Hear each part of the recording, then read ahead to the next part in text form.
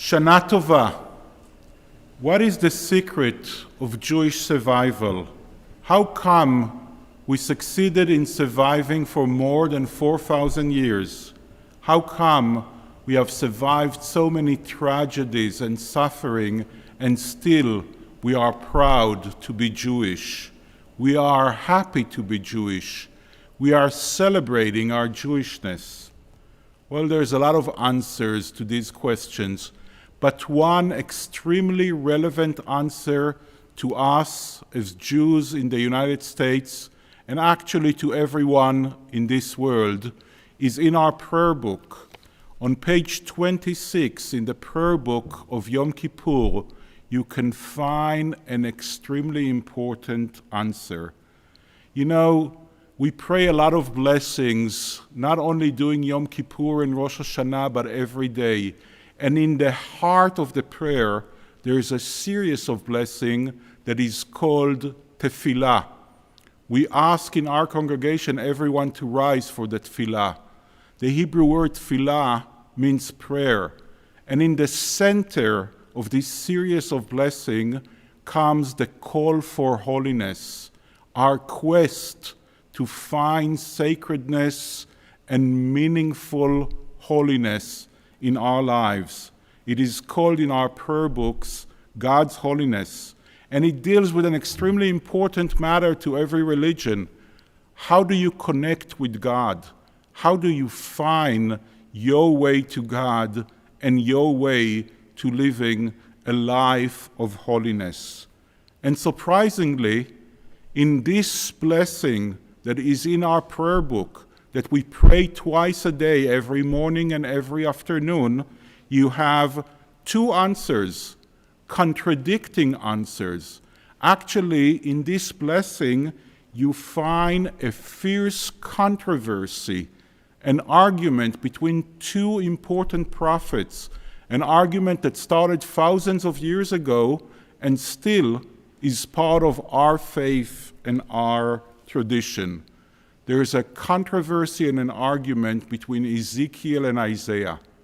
The prophet Isaiah, in his dedication prophecy, is standing at the temple in Jerusalem, watching Adonai, our God, sitting on a throne, and the glory of God is filling all the sanctuary.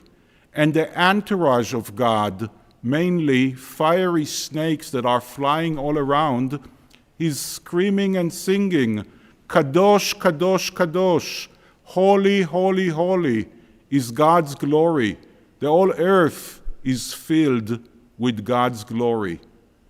The meaning of that is that according to Isaiah, we can encounter God everywhere. God is within us. So when we encounter truly another person, since every human being is created in the image of God, we encounter the divine that is in them. We can encounter God in nature. Everywhere we go, we encounter God, because the experience of Isaiah is saying to us, the whole earth is filled with God's glory. And then we have the prophecy of the prophet Ezekiel. Ezekiel, who lived in Babylon, in a city called Tel Aviv, which is on the river of Babylon, is also in his vision standing at the temple in Jerusalem. And he sees God sitting on a chariot, and that chariot is carried by God's entourage. And that entourage and that chariot is carrying God away from the temple. And then he sees the chariot leaving also Jerusalem because of the sins of the people of Israel. And then in Ezekiel's vision, he sees the chariot and God on it, leaving the entire earth. In Ezekiel's vision, God is abandoning us and leaving earth. And the entourage of God is singing or crying and saying, Baruch kevod Adonai mimkomo. Blessed is the glory of Adonai our God from God's place. Meaning that the experience for Ezekiel is that you cannot encounter God here. God is not within us and not with people that we encounter, because God have taken the choice to abandon us and leave the entire earth.